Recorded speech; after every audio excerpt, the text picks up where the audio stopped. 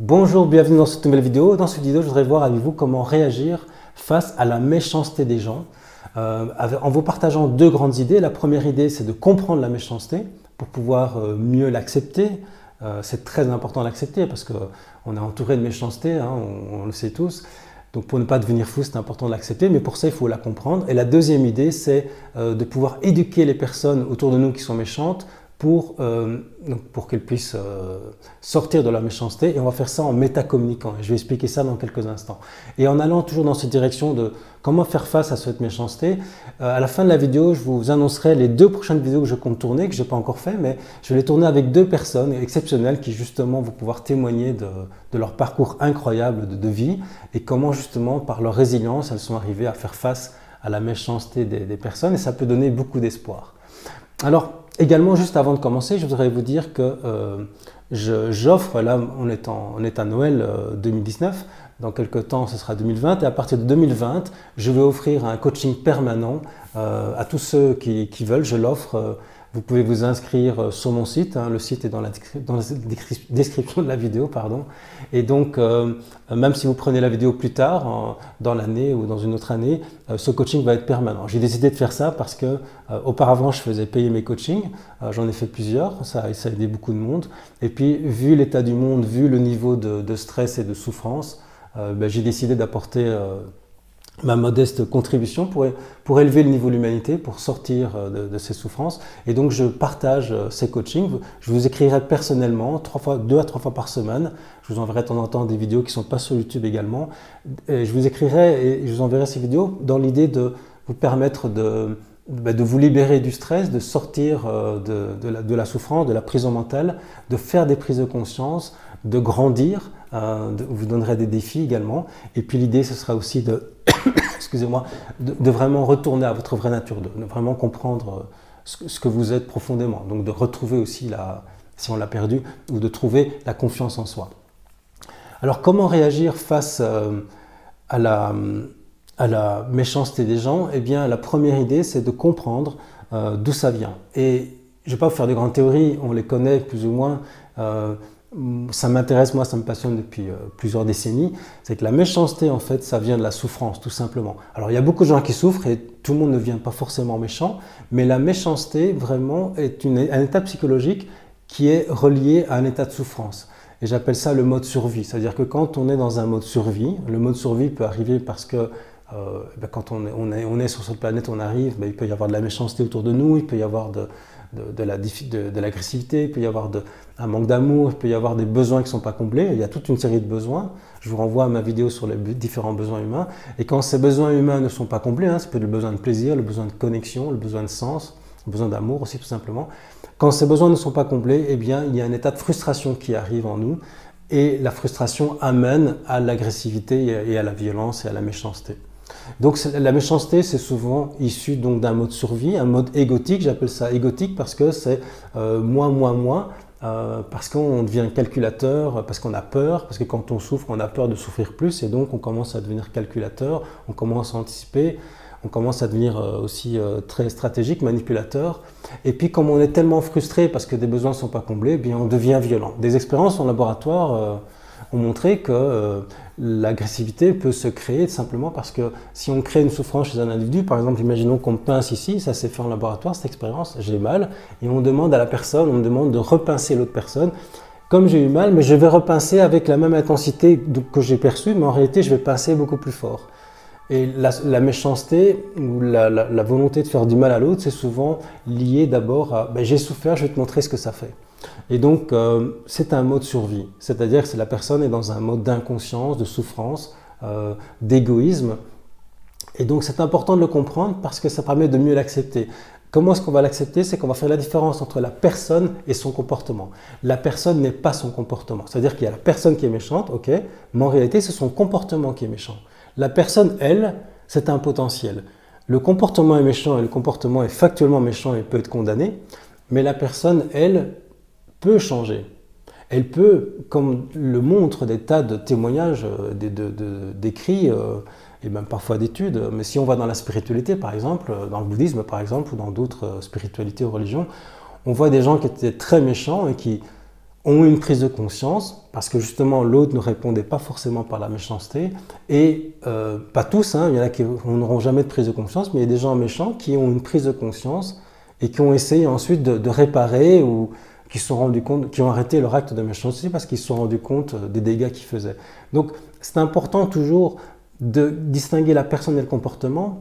Alors ça, je parle de cas graves, mais dans les cas de tous les jours, dans la vie quotidienne, vous avez vos enfants, votre mari, votre femme qui est méchante ou qui est méchant.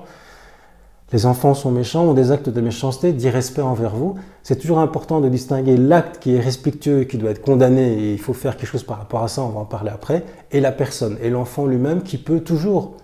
c'est important de garder cette vision de la personne qui peut changer, qui peut se remettre en question, qui peut comprendre et qui peut décider d'arrêter cette méchanceté. Et comment est-ce qu'on fait ça? On va éduquer les personnes. Éduquer la personne, éduquer les gens qui sont dans un mode survie. Parce qu'en fait, c'est ça qui marche. C'est comme avec un animal qui est dans un mode où il n'y a pas trop de réflexion, il n'y a pas trop de nuances. Les gens qui sont dans un mode survie n'ont pas trop de nuances. Ça veut dire qu'ils sont dans l'agressivité, dans la méchanceté. Vous essayez de leur expliquer, vous essayez, ils ne comprennent pas. On a l'impression parfois que c'est un mur.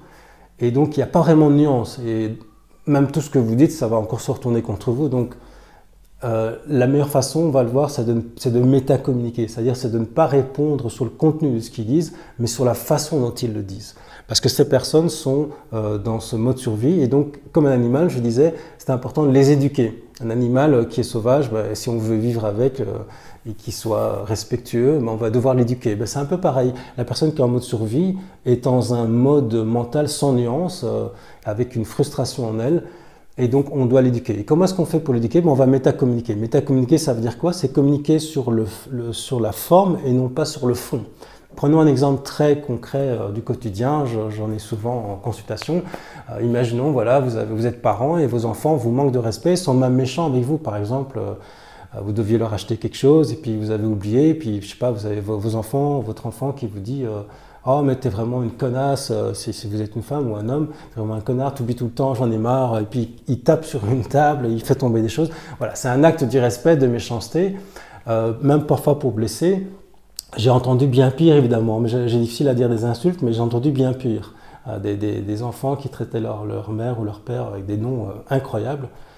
Et donc c'est important, quand il y a ce reproche de l'enfant avec des insultes, de ne pas répondre sur le contenu. La grande erreur, ce serait par exemple de dire je suis désolé, j'ai oublié, je te l'achèterai la prochaine fois, c'est pas une raison pour me parler comme ça, tu pourrais me parler autrement. Ouais, mais tu penses qu'à toi, tu es vraiment une égoïste.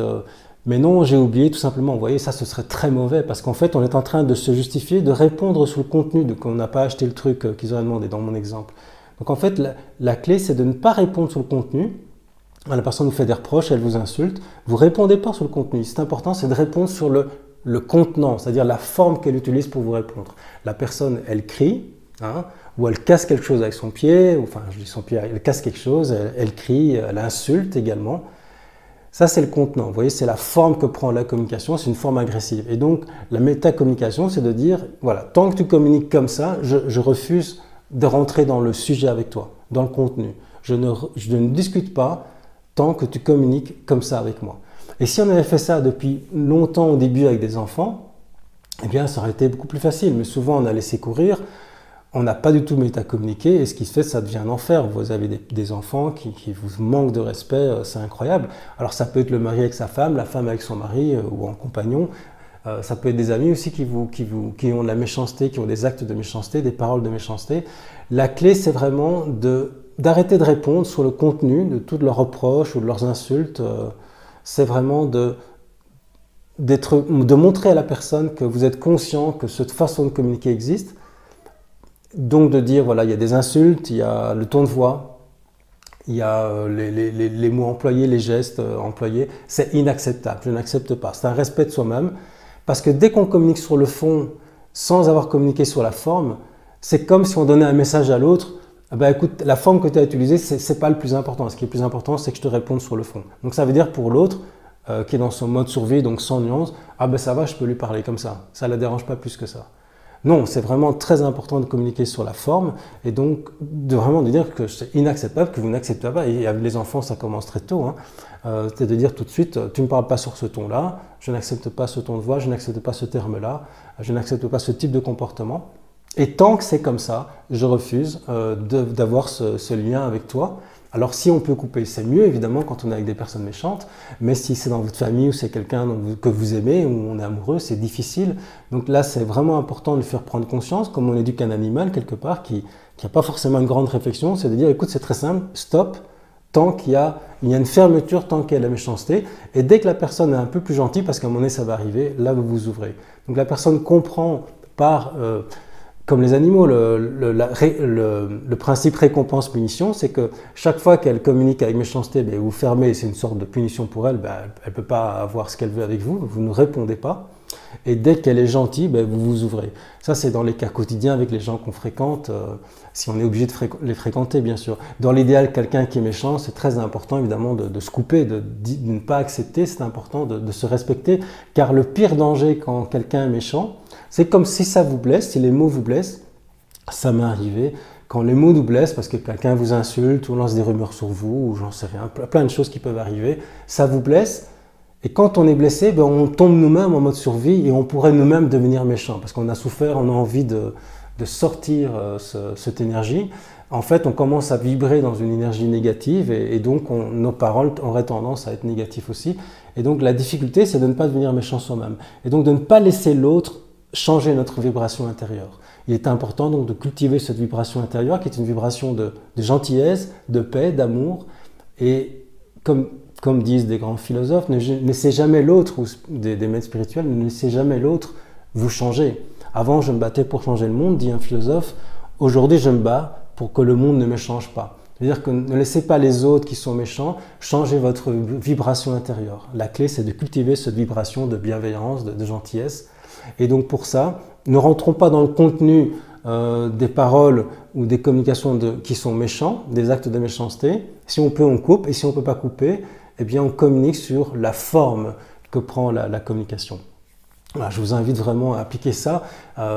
C'est pas facile, mais c'est important qu'on le fasse parce qu'on doit se protéger. Si vous regardez cette vidéo, c'est que vous êtes sensible à la gentillesse, à la bienveillance. Et on a quelque part une mission, entre guillemets, c'est que c'est important qu'on ne se laisse pas nous-mêmes envahir par... C'est contagieux, la méchanceté peut être contagieuse. On a besoin de se protéger et on a en quelque sorte une mission, si je pourrais dire, c'est que si on veut que l'humanité aille mieux, il faut prendre soin de soi et il faut surtout prendre soin de cette vibration de paix, de gentillesse qu'on a en nous. La gentillesse, c'est vraiment ce qui va sauver le monde. Alors, j'avais dit que j'allais vous annoncer les 2 prochaines vidéos. Les 2 prochaines vidéos, ça va porter sur 2 personnes extraordinaires que je vais interviewer l'une à la suite de l'autre. Une qui habite en Belgique, qui s'appelle Sana, qui est marocaine, et qui va parler de incroyable parcours qu'elle a vécu, qui va vous donner beaucoup d'espoir et de voir ce qu'il est possible de faire en partant de très très loin dans la méchanceté et la souffrance. Et également, je vous parlerai de Sandrine, qui est française mais qui habite en Suisse, qui également a un parcours incroyable et qui, quand vous allez écouter ces 2 personnes, vous allez vous rendre compte que l'être humain est capable de faire des grandes choses et vous allez vous rendre compte peut-être aussi que vos problèmes ne sont pas si importants et ça peut aussi être d'une grande aide, ça permet de relativiser et puis si vous avez des problèmes similaires, ça vous donnera également espoir de voir que c'est possible de s'en sortir même quand les choses paraissent très difficiles. J'ai reçu également récemment, je termine avec ça, un feedback de Louise qui a fait le coaching de 9 mois que j'avais fait l'année passée, qui me remercie parce que ça lui a permis de changer sa vie, de trouver son chemin de vie et j'en suis très heureux.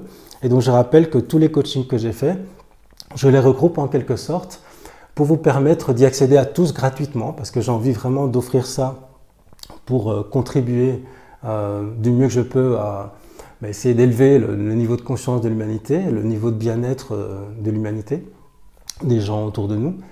Et donc ce coaching vous est offert, vous pouvez y accéder quand vous voulez, donc on restera en contact en dehors de ces vidéos également si vous le désirez. Au plaisir de vous retrouver dans une prochaine vidéo. Ah oui, encore une autre vidéo que je vais tourner plus tard, je vous le dis aussi déjà. Si vous êtes concerné par ces étiquettes qu'on appelle haut potentiel, zèbre, enfant indigo, enfant cristal, enfant d'or aussi on dit maintenant, tous ces termes au potentiel émotionnel, j'ai un message pour vous. J'ai un message pour toutes ces personnes qui sont zèbres au potentiel, indigo, enfant de cristal. J'ai un message pour vous et ça je vous enverrai cette vidéo je pense au début de l'année. Au plaisir de vous retrouver dans une prochaine vidéo. Être un rebelle sans se mettre à genoux, comme une étincelle dans ce monde de fous. Être un rebelle sans se mettre à genoux, comme une étincelle.